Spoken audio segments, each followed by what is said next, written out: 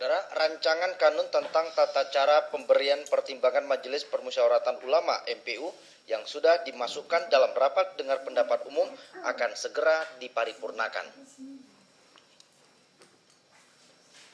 Ini merupakan salah satu yang bisa ditindaklanjuti kembali untuk merumuskan masukan sesuai dengan kebutuhan kanun.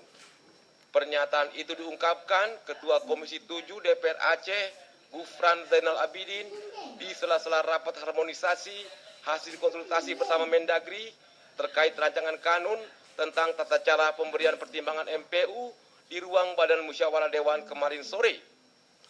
Komisi 7 DPR Aceh masih memfinalisasikan dengan tim pembahas dari Biro Hukum Pemerintah Aceh. Disebutkan untuk memenuhi kebutuhan kanun, Badan Musyawarah Dewan akan menerbitkan jadwal paripurna tata cara pemberian pertimbangan MPU dan ada 13 rakan lainnya yang dibahas mulai November ini.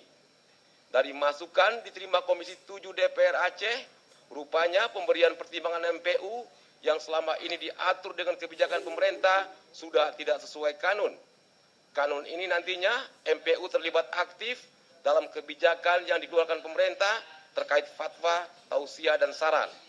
Rancangan kanun ini adalah tentang tata cara pemberian pertimbangan MPU, karena selama ini MPU memang memberikan tausiah, fatwa, dan juga saran kepada pemerintahan, baik eksekutif maupun legislatif, dan instansi vertikal yang ada di Aceh, tapi belum diatur secara detail, baru mengacu kepada kanun MPU yang sebelumnya.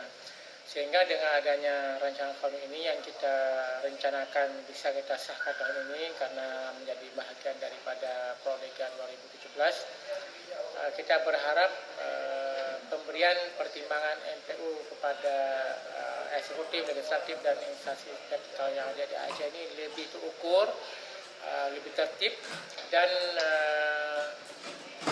kita buat payung hukumnya. Lebih lanjut, Gufran mengharapkan dukungan dari berbagai komponen masyarakat agar akan ini dapat diterapkan di Aceh menjadi kanun tahun ini. Tim Liputan TVRI melaporkan.